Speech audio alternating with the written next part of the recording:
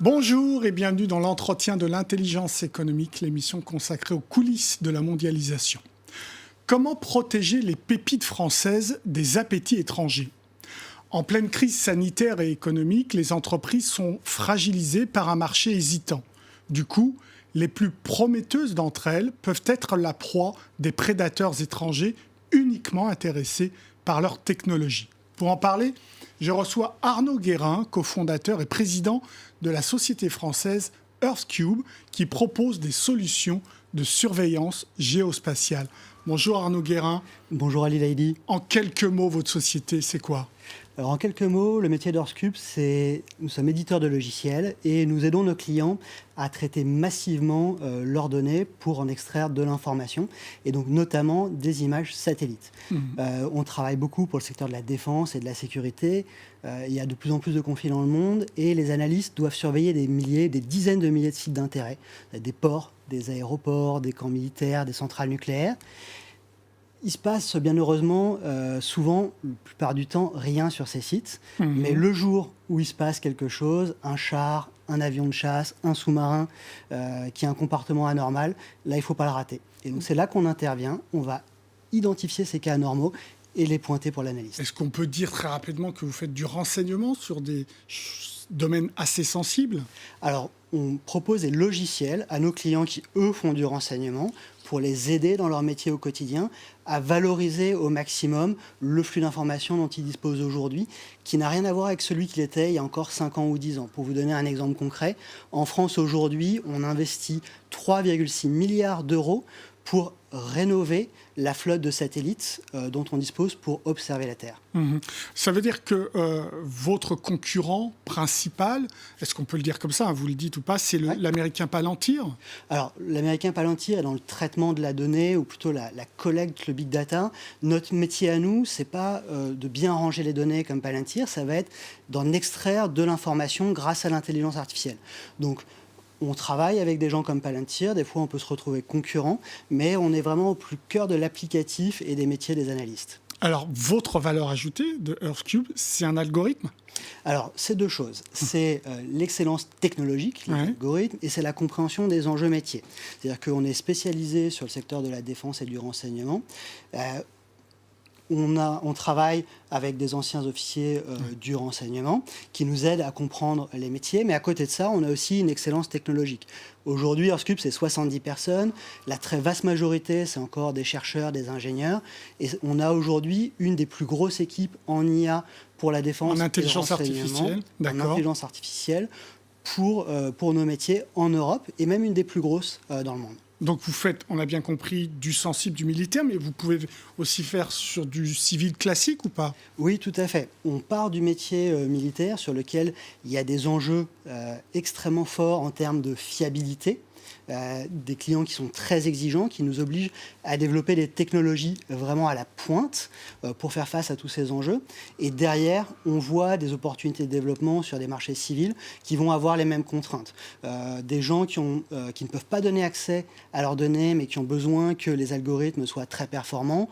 On va penser par exemple à l'industrie médicale, au secteur financier, qui partagent en fait des contraintes assez proches de celles des armées. Donc vous mêlez big data et intelligence artificielle.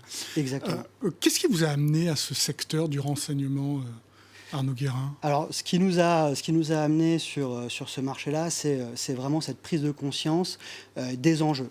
Ni moi, ni mon associé ne venions de cet univers. Et on y a été sensibilisés par des événements organisés par le ministère des Armées.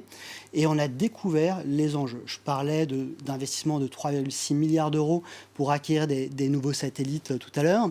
Je n'avais pas forcément conscience de ces volumes de données. Je n'avais pas forcément conscience de la difficulté que les armées pouvaient avoir partout dans le monde à valoriser toute cette information. Pour vous donner un exemple là également concret, aux États-Unis, le responsable de l'exploitation des satellites pour le monde militaire estime qu'il lui faudra à peu près 6 millions d'analystes pour traiter toutes ces données. Donc on voit très bien qu'on ne peut plus fonctionner comme avant. C'est-à-dire qu'il n'y avait pas ce type de service de la part d'une entreprise française en France ?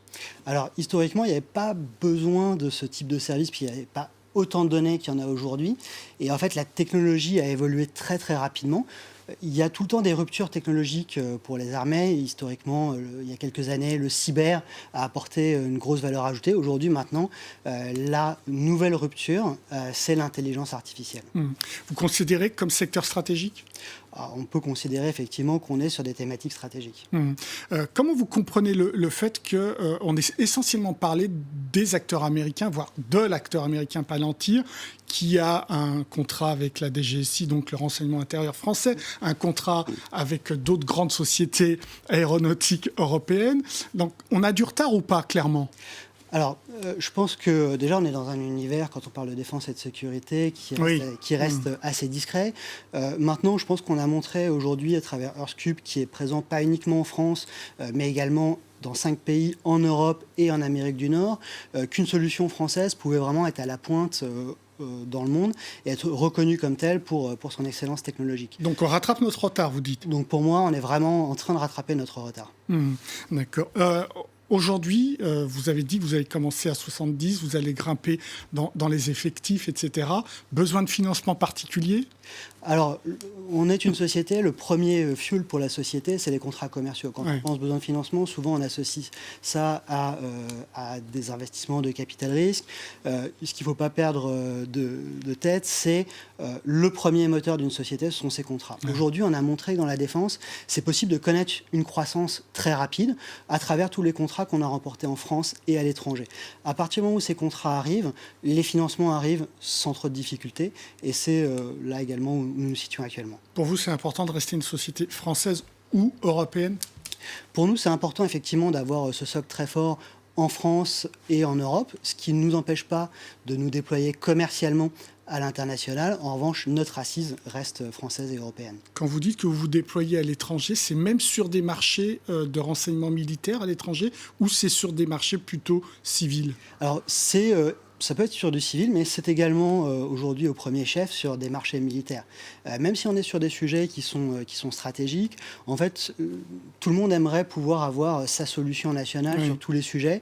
Ensuite, les militaires sont des gens pragmatiques. À partir du moment où une solution fonctionne, est éprouvée, apporte un avantage opérationnel et qu'elle est déployée dans un contexte de pays alliés, les différents pays sont tout à fait enclins à l'exploiter et on en a fait la preuve sur les 24 derniers mois. Je vous ai entendu sur une interview chez nos confrères de France Culture, vous disiez que pendant la crise du Covid, vous aviez été choyé par l'État. Qu'est-ce que vous entendiez par là ? Alors tout à fait. L'anecdote que je mentionnais, c'est que je voyais des camarades sur d'autres marchés civils qui voyaient certaines de leurs commandes annulées. Et dans ce contexte-là, on a eu effectivement énormément de chance.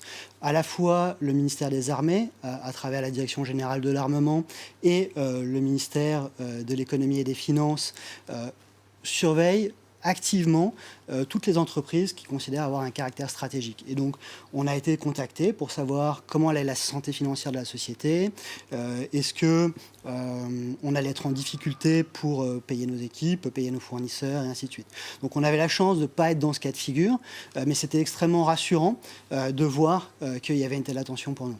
C'est important vos relations avec l'État à tel point que vous faites venir des anciens militaires dans votre entreprise. Tout à fait. On a la chance d'avoir été rejoint progressivement par différents anciens militaires. On va également avoir la chance d'être rejoint par le général de Saint-Quentin, qui est l'ancien commandant des opérations spéciales et directeur ensuite des opérations de l'armée française, qui vient de quitter l'institution et qui va nous accompagner maintenant comme senior advisor. Alors pour vous, il y a aussi quelque chose de très important, vous en parliez dans cette interview chez nos confrères, c'est la problématique éthique. Pas question, vous disiez, de vendre votre technologie à des pays qui ne seraient pas des pays démocratiques. Vous avez tout à fait raison. On est convaincu de la valeur ajoutée opérationnelle que peut apporter nos outils sur un secteur qui est extrêmement sensible. Il n'est pas envisageable d'avoir ces activités sans un cadre éthique extrêmement précis. Déjà, ce qu'il faut avoir en tête, c'est qu'on ne peut pas faire n'importe quoi. Il y a un cadre réglementaire, qu'il soit français, européen ou international, quand même, qui va cadrer ce qu'on a le droit de faire et de ne pas faire. À l'intérieur de ce cadre, on est nous-mêmes encore plus exigeants sur les pays qu'on va chercher à adresser. Notre chance, c'est que ce soit la France, l'Europe ou nos alliés dans le monde représentent déjà un potentiel de marché très significatif. Donc on n'a pas besoin d'aller chercher des pays plus compliqués pour connaître une croissance Parce que ambitieuse. clairement, vos technologies peuvent être détournés à des fins non démocratiques. C'est ça que vous craignez. Alors, nos outils sont exploités pour aider nos clients, les analystes, à avoir une meilleure information sur les théâtres qui vont les intéresser.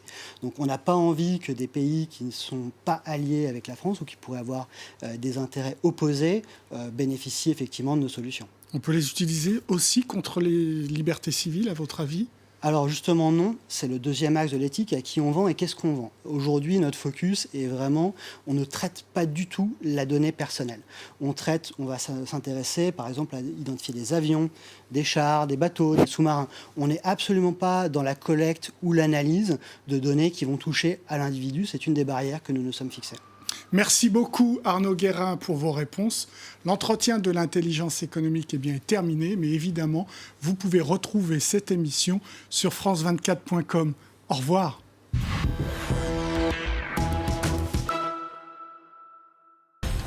France Info et France 24 unissent leurs forces pour vous proposer un magazine de géopolitique, Le Monde dans tous ses états. Avec un invité, toutes les 2 semaines, nous allons décrypter, analyser la situation d'un pays au cœur de l'actualité. Avec nos correspondants et avec nos reporters. Le Monde dans tous ses états, c'est le vendredi soir sur France Info. Et c'est le samedi soir sur France 24.